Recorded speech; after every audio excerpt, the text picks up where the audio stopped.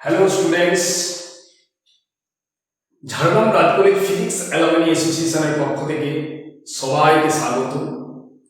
আজ আমরা ক্লাস 12 এর পদার্থবিদ্যার পরিবর্তী প্রবাহে এইচসিআর শ্রেণীবর্তনী এবং এইচসিআর শ্রেণীবর্তনী থেকে শ্রেণী অনুনাদের শর্ত, কিউ ফ্যাক্টর, পাওয়ার ফ্যাক্টর এবং এলসি স্পন্দক ও ট্রান্সফর্মার নিয়ে আলোচনা করব।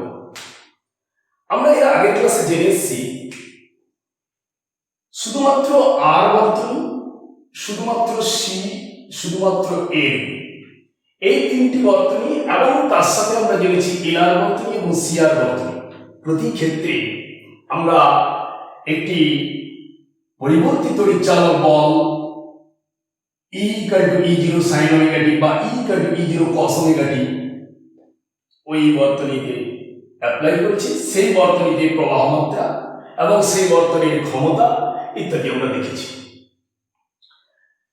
আজ আমরা দেখছি একসাথে A, C এবং R, অর্থাৎ একটি কুণ্ডলী যার সাবেশাঙ্ক A, আবেশাঙ্ক A,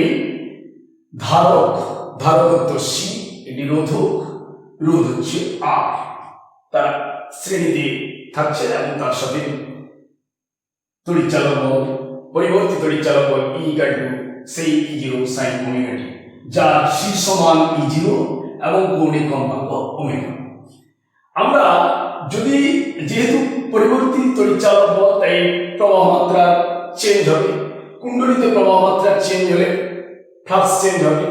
এবার ফ্লাক্স চেঞ্জ হওয়া মানে কুণ্ডলীতে আবিষ্ট তড়িৎচালক বল, যে তড়িৎচালক বল আমরা জানি মূল তড়িৎচালক বলকে অপোজ করে, ঠিক সেম ক্যাপাসিটর এও চার্জ হবে, এও মূল তড়িৎচালক বলকে অপোজ করে। তো আমরা এই এর দুই প্রান্তে যে আবিষ্ট তড়িৎচালক বল বা ভোল্টেজ ড্রপ, সেটাকে আমরা লেঞ্জের সূত্র L dI/dt। কোণের মধ্যে আধান যদি কিউ, এর ধারকত্ব সি, তাহলে এর অ্যাক্রসে আমরা যে ভোল্টেজ এবং তাও E = E0 sin omega t কে অপোজ করবে, তাই -n VC = -q/c।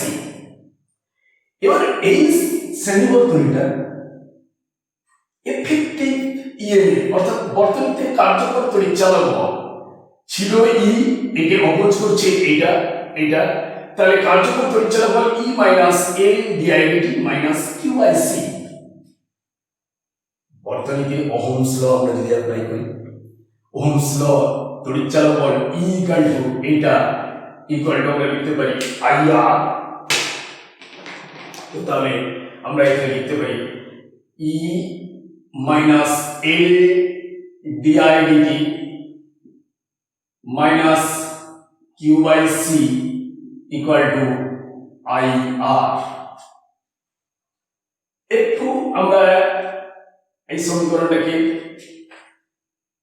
চেঞ্জ করব, L dI/dt plus 1/c into q plus r into I equal to E লিখতে পারি E0 sin omega t। আমরা এই ডিফারেন্সিয়াল ইকুয়েশনটাকে আমরা t এর রেসপেক্টে আরেকবার ডেরিভেটিভ করব। আমি একটু উপরের দিকটা মুছে দিচ্ছি। তাহলে এটাকে যদি আমরা t এর রেসপেক্টে ডেরিভেটিভ করি, কি লিখব? L d2i dt2, এটাকে লিখি plus r di dt plus 1/c dq dt মানে I ইকুয়াল টু, এটাকে আমরা omega E0 cos omega t, second order differential equation. এটাকে আমরা সলভ করব। জাস্ট বর্তনীতে আমরা তড়িৎচালক বল E E0 sin omega t দিয়েছি। এবার ওখানে আমরা কারেন্ট কোন নেচারের পাবো সেটাই আগে দেখা। তার জন্য আমাদের এই ডিফারেন্সিয়াল ইকুয়েশন থেকে আর একটু আচ্ছা এটাকে আমরা সলভ করতে পারি।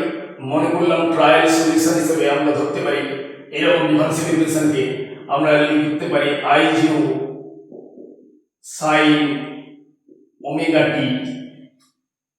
ইএমএফ কারেন্টের মধ্যে ইনিশিয়ালি আমরা ফেজ ডিফারেন্স বা দশা পার্থক্য আলফা ধরে নিলাম এবং I0 sin omega t minus alpha plus alpha করতে পারি, নো প্রবলেম। তো এটাকে di dt d2i dt2 এটা আমরা করে ফেলবো। তাহলে di dt করলে কি হবে না omega I0 cos omega t minus alpha, d2i করলে minus omega square I0 sin omega t minus alpha. আমরা যে এই ইকুয়েশনে এই ভ্যালু বসিয়ে দেব। জাস্ট এবার বসিয়ে দেওয়ার পর আমরা একটা জাস্ট এই লেফট সাইড এবং রাইট সাইডটাকে আমরা cos omega t minus alpha plus alpha এই ফরম্যাটে লিখব। অর্থাৎ আমি একটু লিখেই ফেলি L d2i তারপরে minus omega square L I0 sin omega t minus alpha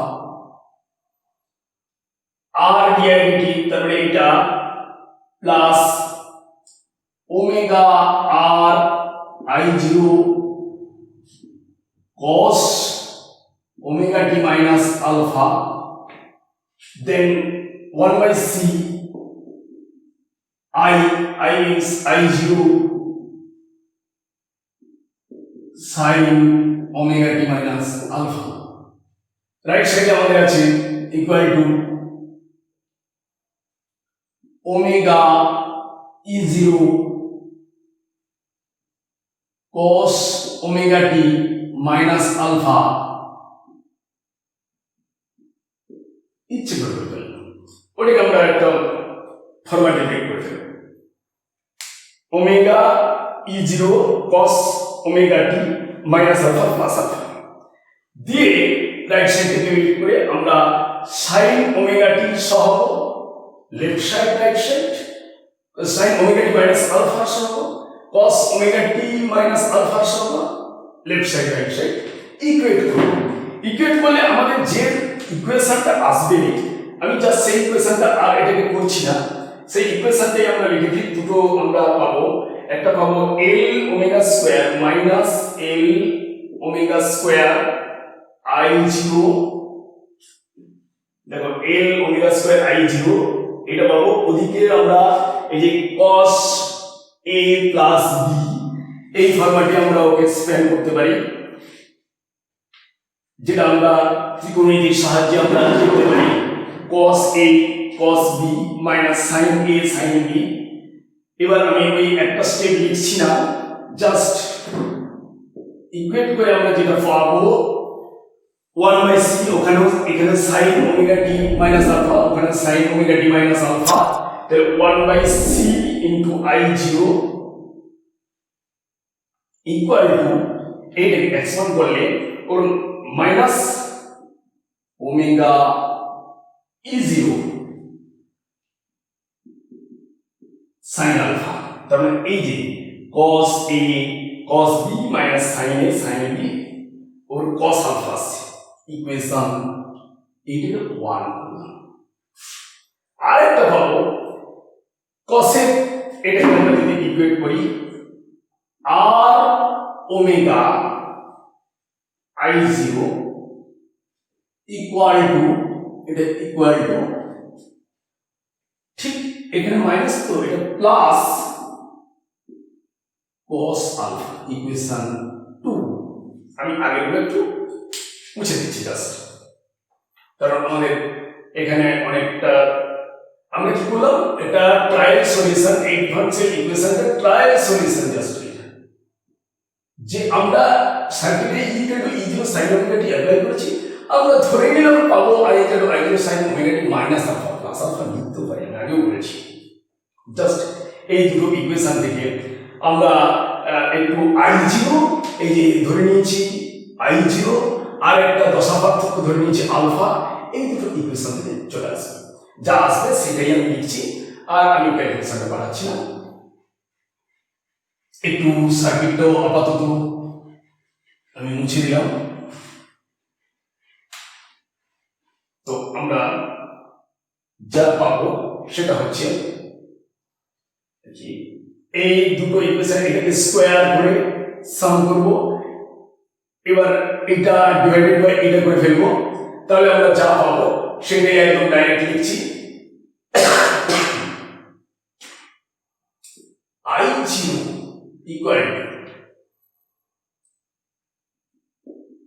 E0y,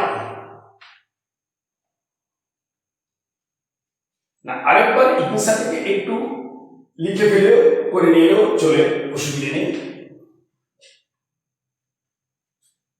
root of R square omega L minus 1 by omega C এর হোল স্কোয়ার, যেখানে আমরা যে তড়িৎচালক বল E equal to E0 sin omega T দিয়েছিলাম, আমরা কি পাচ্ছি যেটা ধরে নিয়েছি I equal to I0 sin omega T minus alpha. আমরা এই দুটো ইকুয়েশন থেকে 1 and 2, এই দুটো ইকুয়েশন থেকে আমরা I0 and আলফা, আলফাটা আমরা 10 আলফা আকারে লিখছি, 10 alpha equal to 10 alpha equal to আমরা তাহলে I0 maximum current I equal to I0 sin omega T minus alpha, তাহলে I0 ইকুয়াল টু ম্যাক্সিমাম তড়িৎচালক বল E0 বাই একটা কিছু পেয়েছি root over R square 10 alpha equal to omega L minus 1 by omega C by R. Just equation এটাকে divide করলে আমরা এটা পাবো omega L minus 1 by omega C, যেখান থেকে আমরা লিখতে পারি আলফা ইকুয়াল টু 10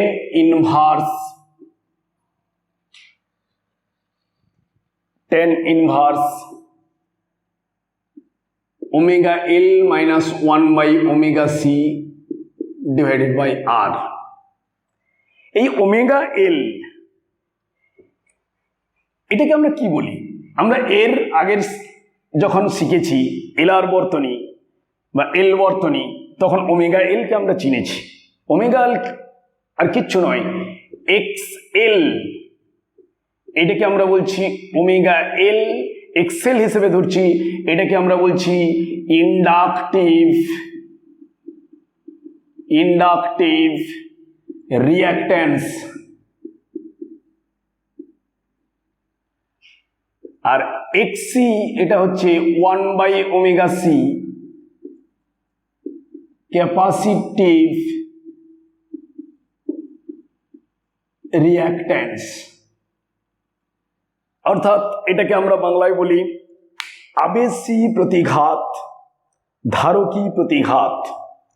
এক্সেল তার মানে আমরা এটাকে লিখতে পারি 10 alpha equal to XL minus XC by R, বা I equal to I0 equal to E0 by root of R square plus XL minus XC এর স্কোয়ার। এবার তাহলে আমাদের দিয়েছিলাম সার্কিটে E equal to E0 sine omega T, পেয়েছি I equal to I0 sine omega T minus alpha. এই alpha omega L এবং XL, অর্থাৎ এক্সেল এবং এক্সি, ওমেগা এল এবং এক্সি অর্থাৎ inductive reactance and capacitive reactance এদের মধ্যে কোন পার্টটা বেশি, তার উপর আলফা পজিটিভ কি নেগেটিভ সেটা আমরা বলতে পারবো। ঠিক এই জিনিসটা আমরা দেখার জন্য ফার্স্ট আগে একটু I0টাকে আবার লিখি। I0 equal to E0 by, এইটার রোধের মতো জিনিস পুরোটাই, root over R square plus omega L minus 1/ωc টাকে আমরা বলছি জেড। এই জেড যেটা root over R square plus omega L minus 1/ωc এর হোল স্কোয়ার, একে আমরা বলছি ইম্পিডেন্স। ইম্পিডেন্স অর্থাৎ সার্বিক রোধ, অর্থাৎ এই শ্রেণীবর্তনের সার্বিক রোধটা হচ্ছে Z equal to root over R square plus omega L minus omega C এর হোল স্কোয়ার। এইখানে মজার ব্যাপারটা, জাস্ট আমরা অল্টারনেটিং যে সোর্স ব্যবহার করেছি সেই source E equal to E0 sine omega T পাচ্ছি, I equal to I0 sine omega T minus alpha. এইবার আমরা দেখব যে দশা ই এবং আই এ কে দশাকোণে, এই যে আলফা দশাকোণ, এই দশাকোণে কে এগিয়ে বা কে পিছিয়ে। আমরা ফার্স্ট টাইম যদি দেখি নাম্বার 1, এখানটা আমি 1 নম্বর এই যদি ভাবি, just XL greater than XC, অর্থাৎ ওমেগা এল গ্রেটার দেন 1/ωc, অর্থাৎ ইন্ডাকটিভ পার্টটা যদি বেশি হয় ক্যাপাসিটিভ পার্টের থেকে, মানে inductive reactance greater than capacitive reactance, তাহলে আলফা অবশ্যই আলফা এক্ষেত্রে পজিটিভ রাশি। তাই আলফা যদি পজিটিভ রাশি হয় তাহলে মাইনাস অফ আলফা মানে ইনট্যাক্ট এটাই থাকবে, মাইনাস অফ প্লাস আলফা তার মানে মাইনাস আলফা। তার মানে ই ইকাল টু E0 আমরা দিয়েছি, E equal to E0 sine omega T apply করেছি, পেয়েছি I equal to I0 sine omega T minus alpha. অর্থাৎ কারেন্ট ল্যাগ করছে বিহাইন্ড EMF, অর্থাৎ প্রবাহমাত্রা আলফা দশাকোণে পিছিয়ে যদি XL গ্রেটার দেন XC হয়। নেক্সট যদি আমরা এইটা দেখি, যদি আমরা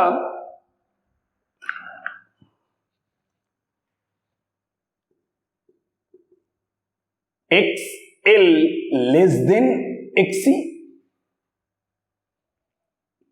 দেন omega L less than 1/ωc, তো এক্ষেত্রে আমরা কি দেখতে পাচ্ছি, যদি এই পার্টটা বেশি হয় এর থেকে, তার মানে আলফা অবশ্যই নেগেটিভ রাশি। তো আলফা যদি নেগেটিভ রাশি হয় তার মানে I equal to I0 sine omega T minus of minus alpha, তার মানে প্লাস আলফা।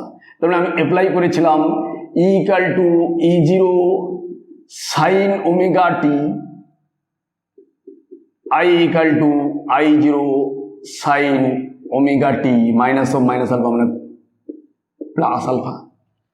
ঠিক মজাটা এখানে, যদি ধারকী প্রতিঘাত যদি বেশি হয়ে যায় বর্তনীর ক্ষেত্রে, এলসিআর বর্তনীর ক্ষেত্রে, তখন কারেন্ট আলফা দশাকোণে এগিয়ে, তাহলে আমরা আগের সার্কিটেও সেরকম পড়েছিলাম, এল সার্কিটের ক্ষেত্রে কারেন্ট সবসময় এগিয়ে ছিল। পিওরলি এল সার্কিটের ক্ষেত্রে আমরা সেটা π/2, আবার পিওরলি সি সার্কিটের ক্ষেত্রে আমরা এর আগের ক্লাসগুলোতে করে এসেছি।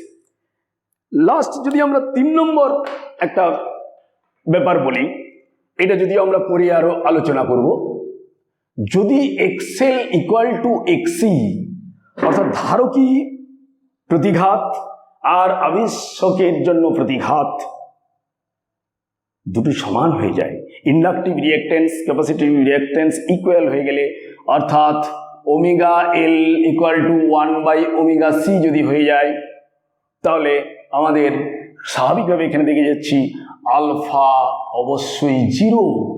তার মানে কি? অর্থাৎ আমরা খুব সহজে লিখতে পারি যে E equal to E0 sine omega T যেরকম দিয়েছি, ঠিক কারেন্টও সেম নেচারের এবং কারেন্ট এবং ইএমএফ এর মধ্যে কোনো দশা পার্থক্য নেই। অর্থাৎ আরো মজাটা দেখুন, I0 E0 by omega L minus omega C, অর্থাৎ এই পার্টটাও 0, তখন কারেন্ট পার্টটাও হয়ে যাবে ম্যাক্সিমাম, তার কারণ ইম্পিডেন্স পার্টটা হয়ে যাবে মিনিমাম, এই পার্টটা 0 হয়ে যাচ্ছে। দেখাচ্ছি, আমরা এই পার্টটাকে নিয়ে পরে আলোচনা করছি। তাহলে আমরা এলসিআর সার্কিটের ক্ষেত্রে আমরা যে ধরনের তড়িৎচালক বল অ্যাপ্লাই করেছি সাইনীয় নেচারের, সেই রকমের কারেন্ট সাইনীয় নেচারের পেয়েছি, কিন্তু দশা পার্থক্য এখানে থাকছে, এখানে থাকছে, এখানে প্রবাহ মাত্রা পিছিয়ে, এখানে প্রবাহ মাত্রা এগিয়ে, আর এখানে প্রবাহ মাত্রা বা তড়িৎচালক বল কেউ এগিয়ে কেউ পিছিয়ে নেই, দুজনেই সমদশায়। যখন ওমেগা এল ইকুয়াল টু 1/ওমেগা সি হচ্ছে, এই পার্টটা, এই শর্তটাই আমাদের শ্রেণী অনুনাদের শর্ত হিসেবে চলে আসছে। আমরা চলে যাচ্ছি, জাস্ট তার আগেই আমাদের একটু ভেক্টর ডায়াগ্রাম, একটা ফেজর ডায়াগ্রামটা একটু আমরা করে নেব। এই অবস্থায় রেখে এটাকে আমি জাস্ট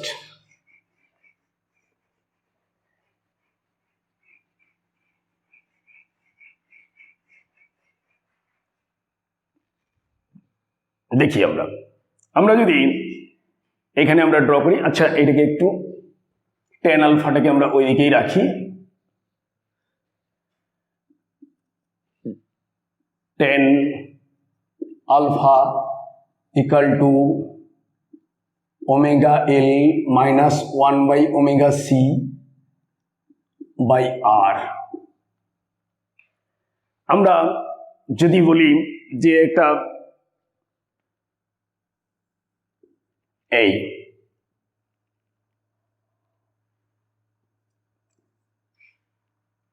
এটাকে আমরা লিখতে পারি আর অভিমুখের ডায়াগ্রাম, এটা ওমেগা এল অবশ্যই I0 ওমেগা এল, এইটাকে আমরা করতে পারি 1/ওমেগা সি অফ I0। আমরা ধারক, রোধক এবং আবেশকের প্রান্তীয় বিভব প্রভেদগুলির একটা ফেজর ডায়াগ্রাম টানছি। এইটা যদি I0 ওমেগা সি হয়, যদি ওমেগা এল গ্রেটার দেন, এখানে যা দেখানো হচ্ছে অবশ্যই ওমেগা এল গ্রেটার দেন 1/ওমেগা সি, তাহলে জাস্ট এই ওমেগা এল মাইনাস 1/ওমেগা সি, ওমেগা এল গ্রেটার, তাহলে এইটা হবে ওমেগা এল মাইনাস 1/ওমেগা সি অফ I0। জাস্ট এইটা হবে ইম্পিডেন্স জেড, যেটা আমরা জেড I0। যদি ওমেগা এল গ্রেটার দেন 1/ওমেগা সি হয়, যদি উল্টোটা হতো, এটা এই পার্টটা বড়, এই পার্টটা ছোট, তার মানে ঠিক সেম ডায়াগ্রাম, ওমেগা এল ভেক্টরটাকে আমরা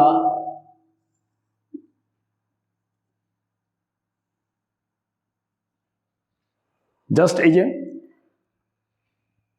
ওমেগা এল I0 1/ওমেগা সি I0 I0R, জাস্ট ওইটাকে মাইনাস করলে I of 1/ωc minus ωL। তার মানে এটাকে একটু এই পাশে লিখি,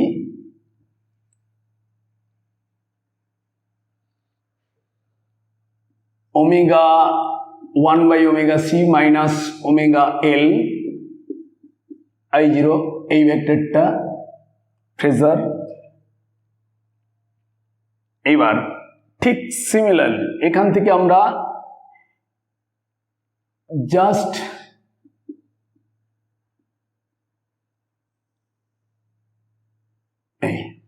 এইটাকে যেরকম I0Z, ঠিক এইটাও এই ছিল আলফা, ঠিক এই আমাদের আলফা I0Z। নেক্সট আমরা চলে যাচ্ছি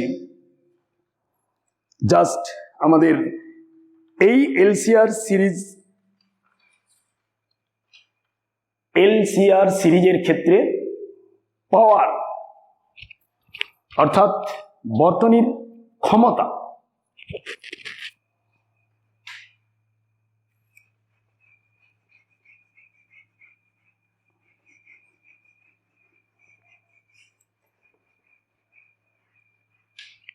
পাওয়ার ইন LCR সার্কিট। আচ্ছা, আমরা পাওয়ার P ইকুয়াল টু আমরা কি লিখি? মোট তড়িৎচালক বল ইন্টু মোট প্রবাহ মাত্রা। ওই তো খুব সহজ, E equal to E0 sine omega T, I equal to I0 sine omega T minus alpha. Just E0 I0 sine omega T আর সাইন ওমেগা টি মাইনাস আলফা, এটাকে আমরা লিখতে পারি just sine A minus B, অর্থাৎ sine omega T cos alpha minus cos omega T sine alpha. এবার E0 I0 sine square omega T cos alpha,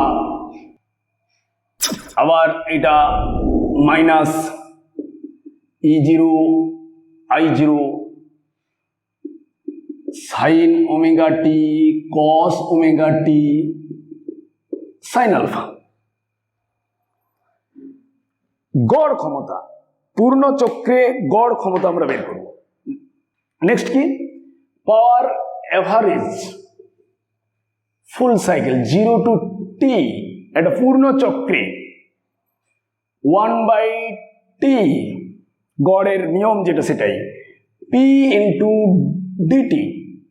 তার মানে এই পার্টটা ইন্টু DT ফুল সাইকেলে। দেখো ফুল সাইকেলে এই ইন্টিগ্রেশনটা T/2 করে দেখবে আমরা, কিন্তু এইখানে সাইন ওমেগা টি কস ওমেগা এইটাই পূর্ণ চক্রে অর্থাৎ 0 থেকে পুরো টাইম পিরিয়ড টিতে এই ইন্টিগ্রেশনটা হয়ে যাবে 0। তার মানে কি আসবে? আমরা সেই জাস্ট সেটা লিখছি 1/T 0 to T E0 I0 cos alpha sine square omega T DT. এই ভ্যালুটা হয় T/2। তার মানে 1/নয়, একদম সরাসরি E0 সরাসরি আমরা লিখে ফেলি E0 I0 by T cos alpha, এইটা হয়ে যাবে T/2 integration 0 to T sine square omega T DT, আর এই পার্টটা হয়ে যাবে 0 যখন ইন্টিগ্রেশন এভারেজ পাওয়ার আমরা বের করতে যাচ্ছি। এইবার এই টি কেটে গেল, তার মানে এইটা দাঁড়ালো E0/√2 into I0/√2 into cos of alpha. এটাকে আমরা কি লিখি? আমরা এর আগের ক্লাসে এগুলো শিখেছি। E R M S into I R M S cos alpha. তার মানে এলসিআর বর্তনীর যে ব্যয়িত ক্ষমতা এভারেজ যে পাওয়ার সেটা হচ্ছে E R M S I R M S cos alpha. এই কস আলফা এইটাকে আমরা বলবো ক্ষমতা গুণক, পাওয়ার ফ্যাক্টর। তাহলে আমরা যে আগে আমরা যে ফেজর ডায়াগ্রাম করেছিলাম সেই ফেজর ডায়াগ্রামটা আরো ইজিভাবে আমি যদি এখানে লিখি বা এখানে করি, এই অংশটাতে এই কস আলফাটাকে আমরা আমরা যদি আরো ভালোভাবে করতে পারি, তাহলে এই যদি আর হয়, এই যদি আর হয়, ঠিক এইটা ওমেগা এল মাইনাস 1/ওমেগা সি, অর্থাৎ এক্সএল মাইনাস এক্সি,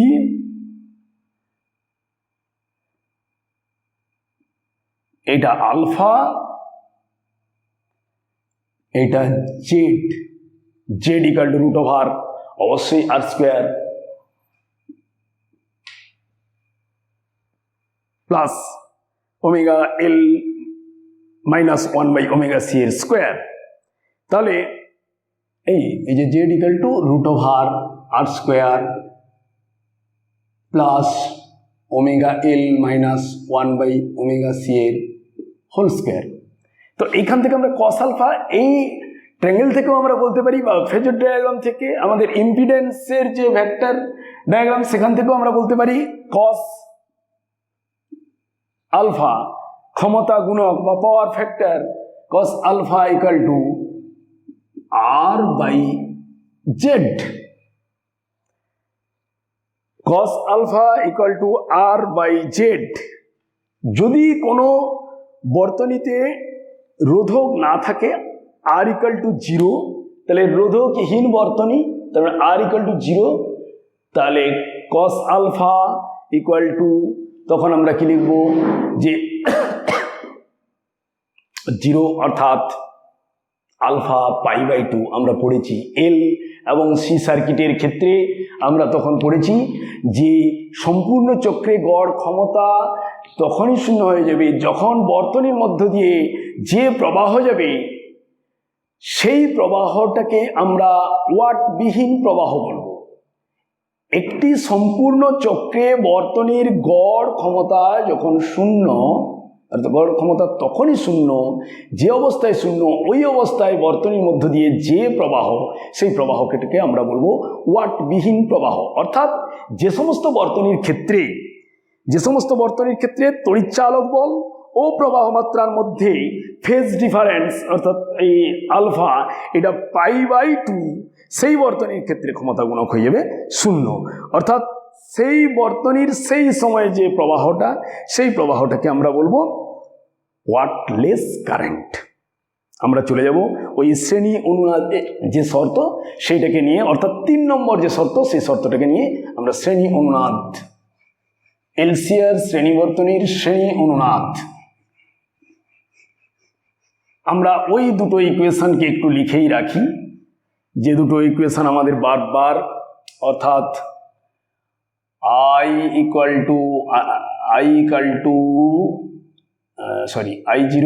টু E0/√R²। একটু ভালো করে এটা লিখে রাখি,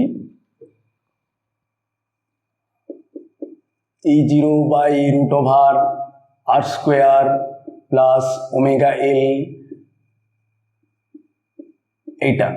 আর অবশ্যই tan alpha equal to omega L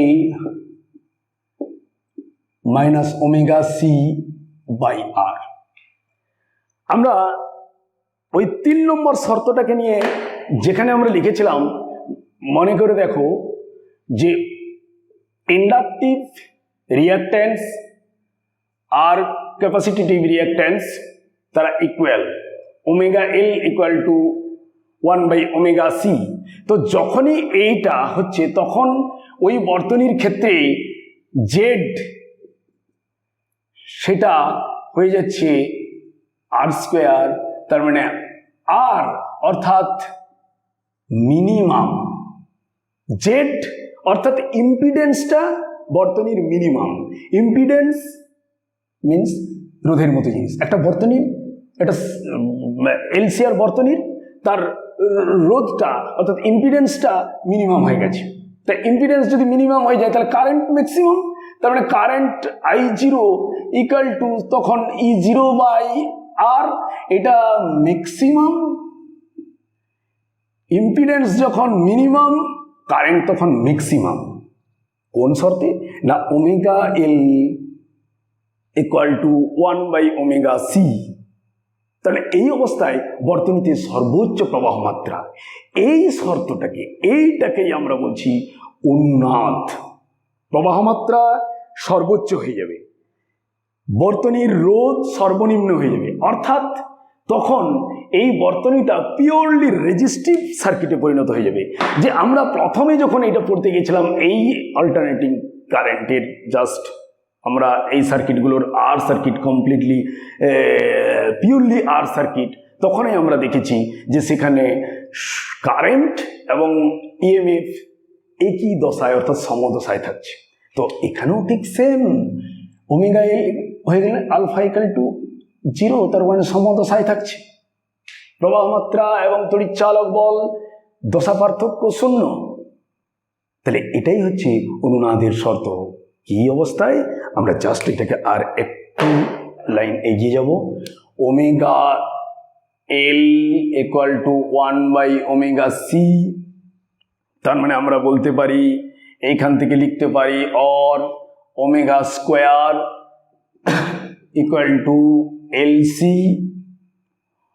omega, অতএব ওমেগা ইকুয়াল টু 1/√ওভার এল সি। এইটাকে আমরা বলছি রেজোনেন্স ফ্রিকোয়েন্সি ওমেগা 0। শ্রেণী অনুনাদি কম্পাঙ্ক, কৌণিক কম্পাঙ্ক। এবার এইটাকে আমরা যদি লিখি 2πf0, অর্থাৎ omega 0 equal to 1/√LC। 2πf0 এমনি ফ্রিকোয়েন্সি ইকুয়াল টু 1/√LC। তাহলে f0 ইকুয়াল টু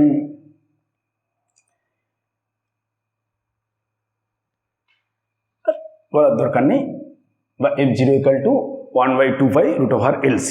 তাহলে এটা হচ্ছে রেজোনেন্স ফ্রিকোয়েন্সি 1/2π√LC। এখান থেকে f0 equal to 1/2π√LC। Next আমরা এই শ্রেণী অনুনাদি বর্তনীর ক্ষেত্রে আমরা কিউ গুণক, কিউ ফ্যাক্টর বা বর্তনীর কিউ গুণকে চলে যাব। এলসিআর যে শ্রেণী অনুনাদি বর্তনী, তার যদি আমরা রেজোনেন্স কার্ভটা আমরা টানি, আমরা টানছি, এখন রেজোনেন্স কার্ভটা দেখাবো। সেই রেজোনেন্স কার্ভ থেকে বর্তনীর প্রবাহমাত্রা অনুনাদি প্রবাহমাত্রার থেকে কত দ্রুত হারে দুদিকে কমতে থাকে, তার সাহায্যে আমরা ওই অনুনাদির তীক্ষ্ণতার হিসেব করব।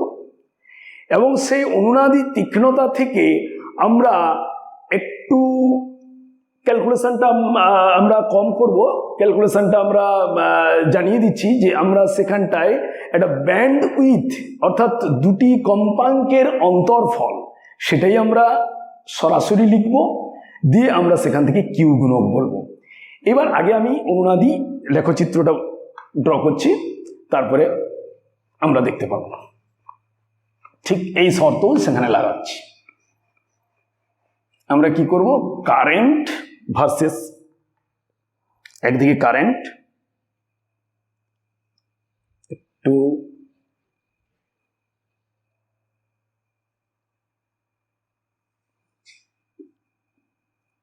ওমেগা, এদিকে কারেন্ট।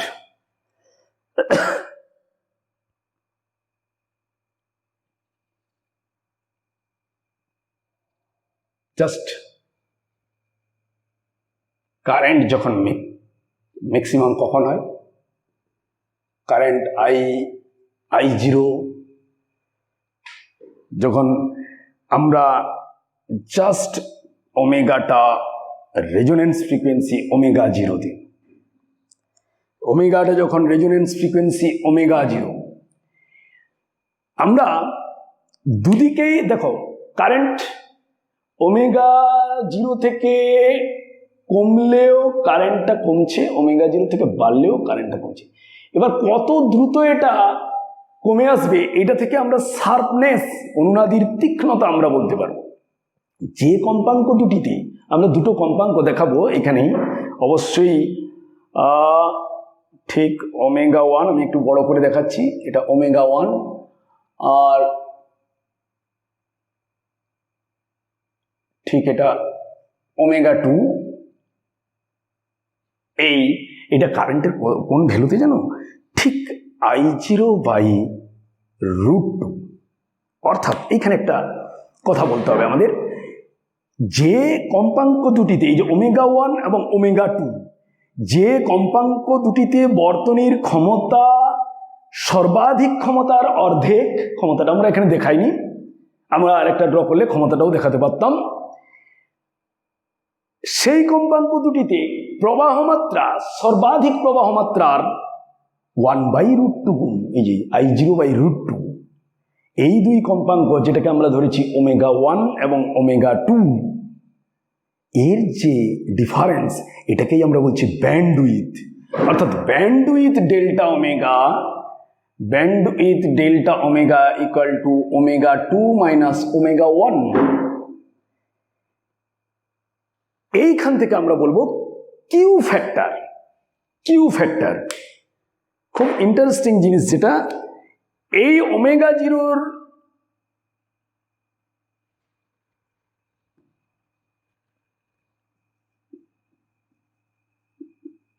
কিউ ফ্যাক্টর, কিউ গুণক, বাংলাতে আমরা এটাকে কিউ গুণক বলি, এটা হচ্ছে ওমেগা 0 বাই এই ব্যান্ডউইথ।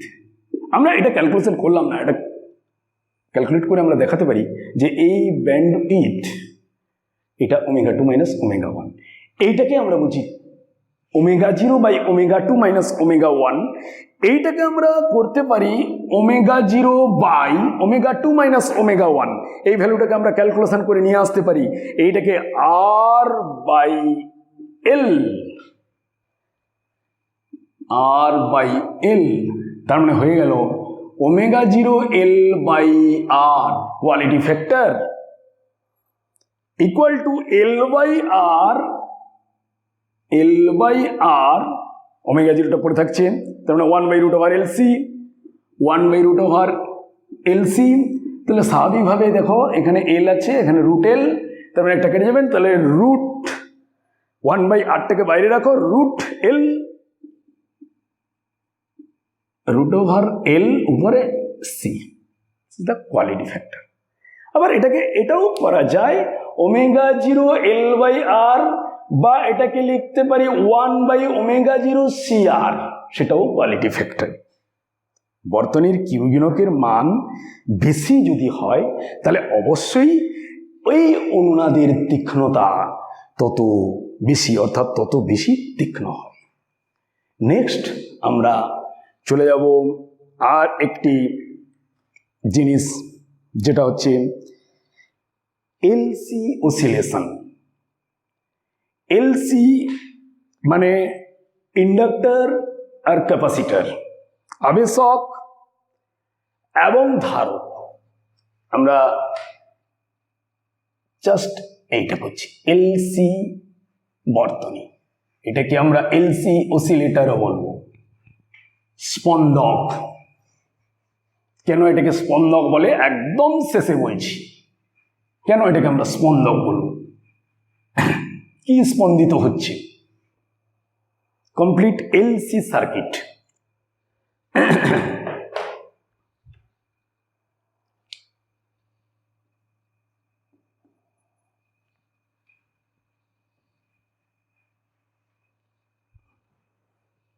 বা এটাকে আমরা এলসি স্পন্দক। এখানে কি হচ্ছে, কোনো সোর্স থাকছে না, শুধুমাত্র এল আবেশক আর থাকছে ধারক। সে একটা সুইচ আমরা দিয়ে রাখতে দেব,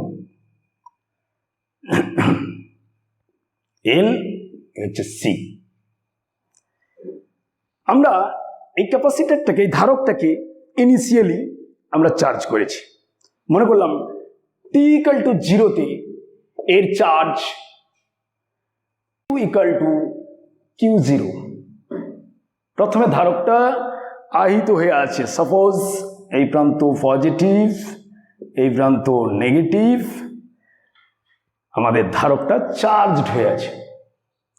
তার মানে এইখানে এই ধারক এর ভিতর দিয়ে একটা প্রবাহ, এর মধ্যে আর কোনো সোর্স নেই, সুইচ জাস্ট এখানে এস সুইচ। কোনো এক মুহূর্তে এর ভিতর দিয়ে আধান ফ্লো করার জন্য প্রবাহ মাত্রা আই।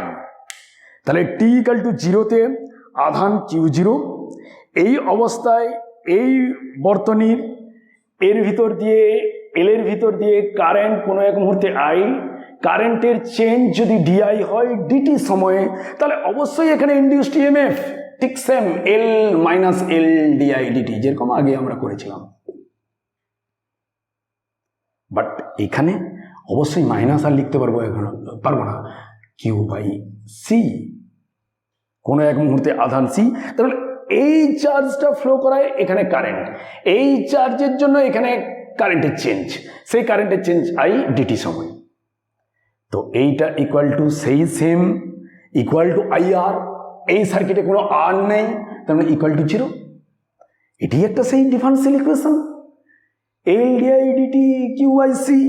এটাকে আমরা জাস্ট আইকে লিখতে পারি, আই ইকুয়াল টু যদি ডিকিউ ডিটি হয় তাহলে আমরা সহজে লিখতে পারি যে এটা ডিকিউ ডিটি, একদম সরাসরি আমি লিখে দিচ্ছি d two Q dt two.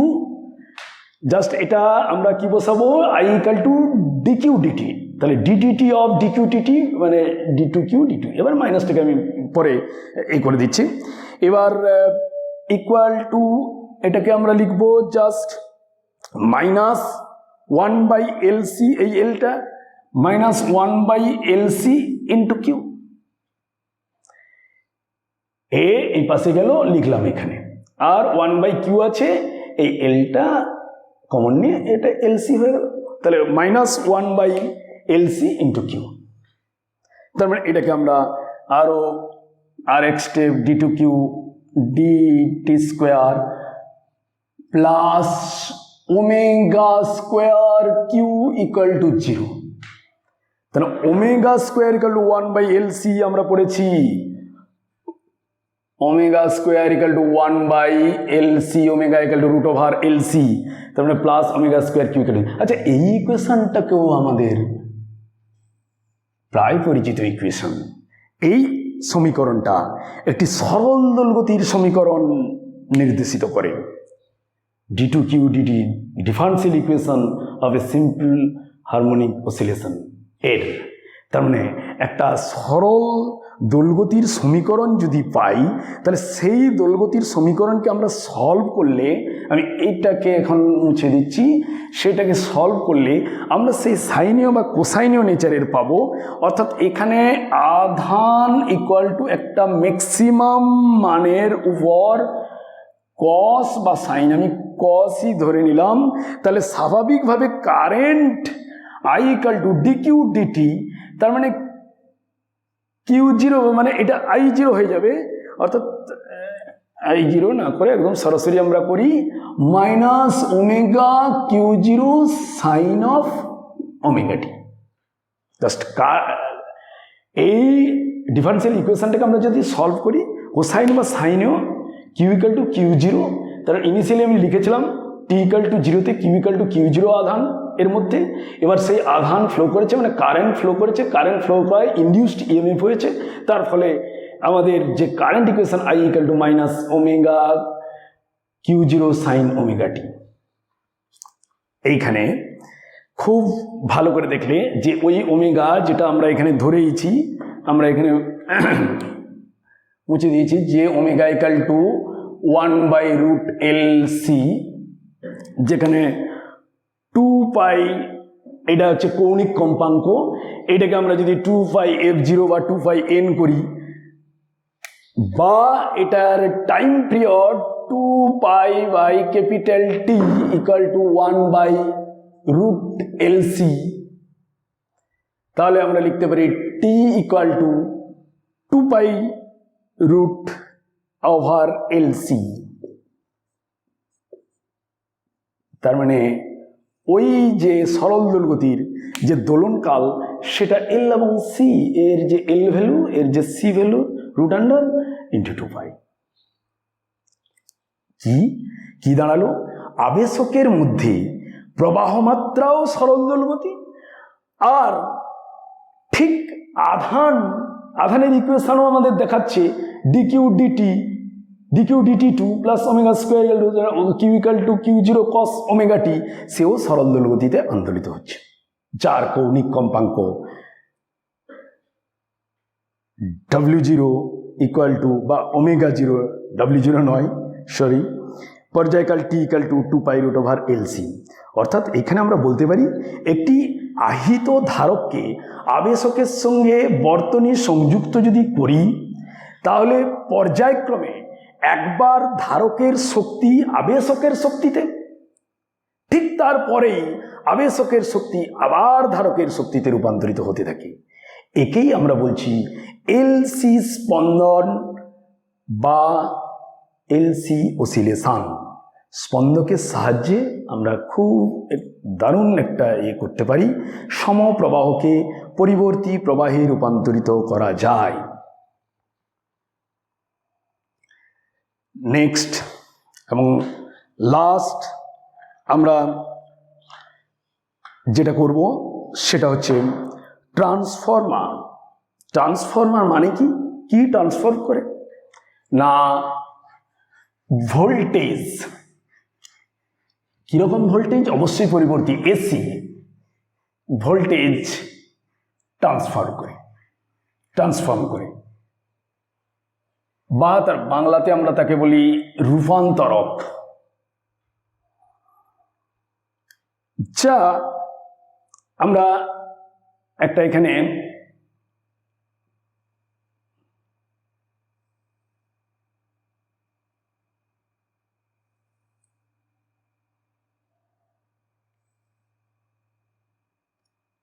Just একটা রেখাচিত্র দেখাচ্ছি ট্রান্সফরমারের ক্ষেত্রে।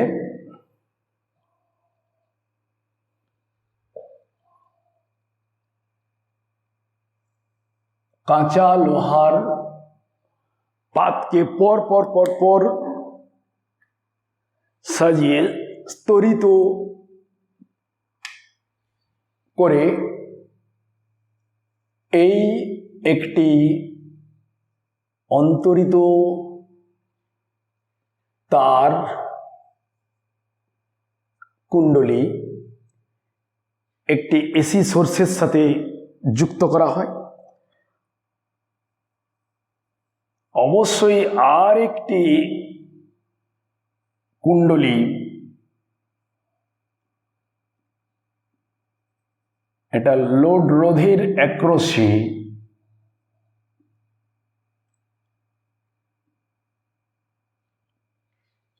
জাস্ট আমরা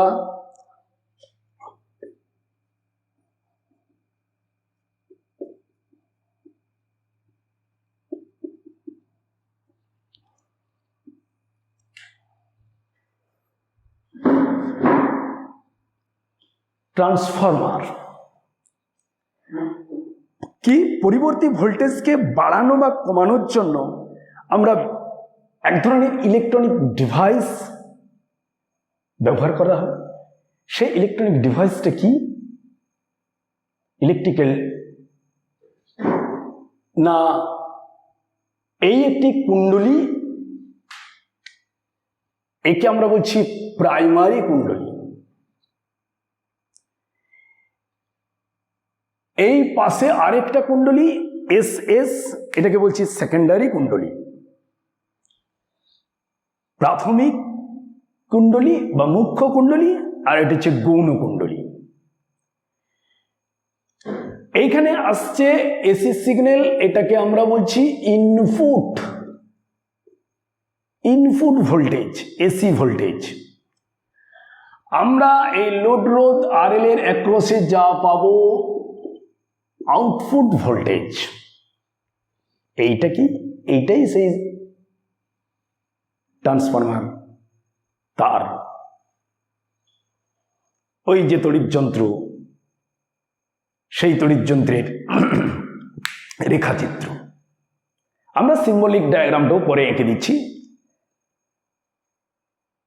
ট্রান্সফরমার কি করে না, ভোল্টেজকে এই যে ইনপুট যা আছে এখান থেকে হয় সে বাড়াবে অথবা ভোল্টেজকে কমাবে। যে ট্রান্সফরমার ভোল্টেজকে বাড়িয়ে দেয় তাকে আমরা বলবো স্টেপ আপ, আর যে ভোল্টেজকে কমাবে ইনপুট থেকে আউটপুটে তাকে আমরা বলবো step down. Step up transformer বা আরোহী ট্রান্সফরমার, আর স্টেপ ডাউন সেটা হচ্ছে অবরোহী। এই যে দুটি কুণ্ডলী সাধারণত আমি প্রথমেই বলেছিলাম স্তরিত নরম লোহার পাত দ্বারা গঠিত। এই নরম লোহার পাত দ্বারা এই যে অংশটা যেটা আমরা এখানে চৌকাকৃতি দেখিয়েছি, এইটাকে আমরা বলছি ট্রান্সফরমারের মজ্জা বা কোর। যখনই এসি সোর্স এখানে ইনপুটে আছে, তার মানে এর ভিতর দিয়ে প্রবাহ মাত্রার পরিবর্তন ঘটছে। আচ্ছা, এই আমরা জানি একটা সলিনয়েডের ভিতরে, এটা সলিনয়েড আকৃতি হয়েছে, সলিনয়েডের ভিতর দিয়ে যদি তড়িৎ প্রবাহ হয় এবং সেই তড়িৎ প্রবাহের যদি পরিবর্তন হয়, সেই সলিনয়েডের ভিতরে ফ্লাক্স চেঞ্জ হয়, ম্যাগনেটিক ফ্লাক্স। তার মানে এই ম্যাগনেটিক ফ্লাক্স এখানে পরিবর্তন হচ্ছে। এই ম্যাগনেটিক ফ্লাক্স অবশ্যই, যেহেতু এটা ফেরোম্যাগনেটিক মেটেরিয়াল, তাই বাইরে না গিয়ে এই ম্যাগনেটিক ফ্লাক্স আবার এই যে কোয়েল, অবশ্যই অন্তরিত পরিবাহী তার দ্বারা, সাধারণত তামার তার দিয়েও আমরা ব্যবহার করতে পারি বা অন্য কোনো তার, অন্তরিত, এর সাথেও কোনো কানেক্ট নেই। এবার এরা নিজেরাও নিজেদের সাথে কোনো কানেক্ট থাকে না, এর ভিতর দিয়ে তড়িৎ প্রবাহ হবে। তাহলে এই প্রাইমারিতে তড়িৎ প্রবাহের কারণে এই ফ্লাক্স এই সেকেন্ডারির ভিতর দিয়ে লিঙ্কড হচ্ছে। তার মানে এখানে কোন প্রিন্সিপাল কাজ করছে? Mutual induction. মিউচুয়াল ইন্ডাকশন আমরা পড়েছি, self inductance and mutual inductance. এই প্রাইমারি যে কোয়েল, এই কোয়েলের পাক সংখ্যাকে আমরা এনপি বলছি, এনপি সংখ্যক পাক। সেকেন্ডারি কোয়েলের পাক সংখ্যাকে বলছি এনএস। সেকেন্ডারি বলে এস, প্রাইমারি বলে পি। এই পাক সংখ্যার উপর ডিপেন্ড করে ভোল্টেজ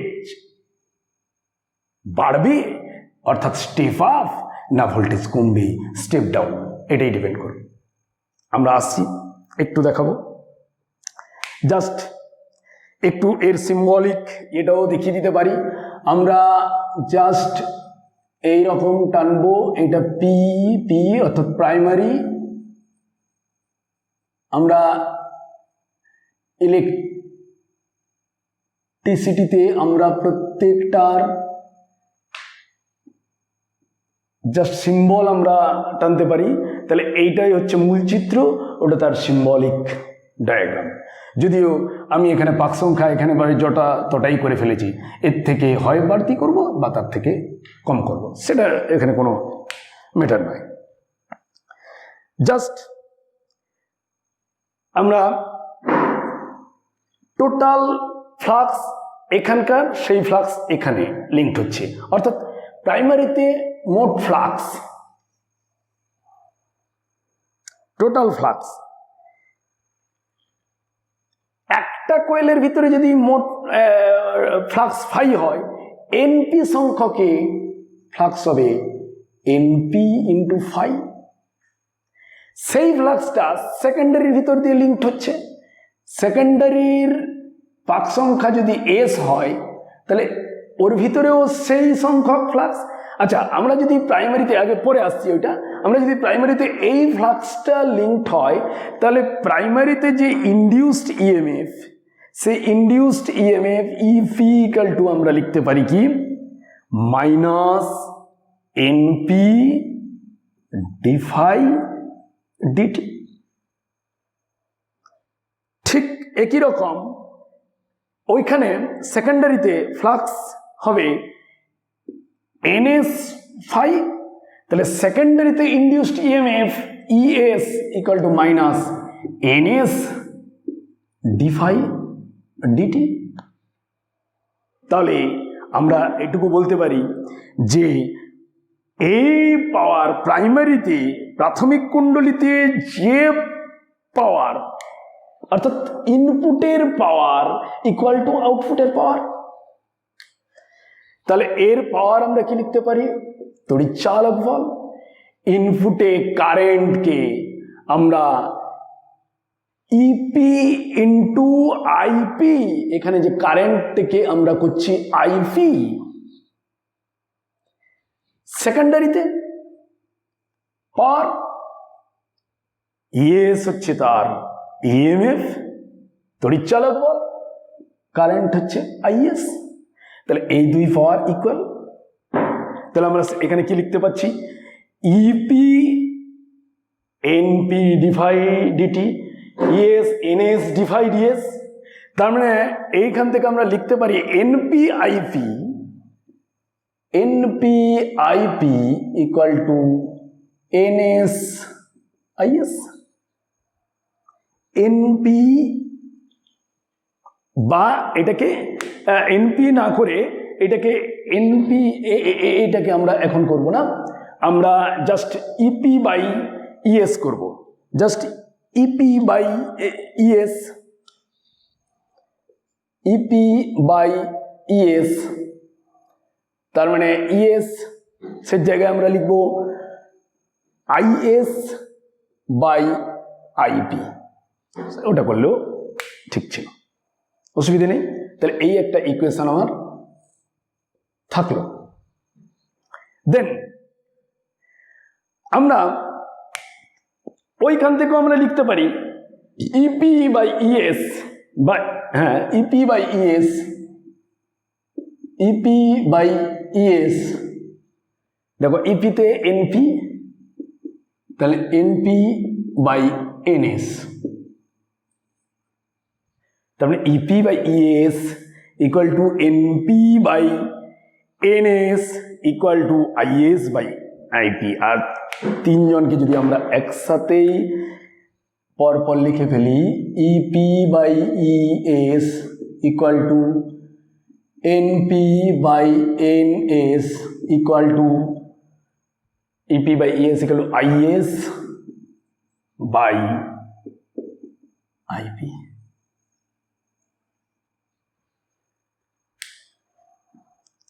ট্রান্সফর্মার কেবলমাত্র পরিবর্তী ভোল্টেজে কাজ করে, সমপ্রবাহের উপর এর কোনো ভূমিকা নেই।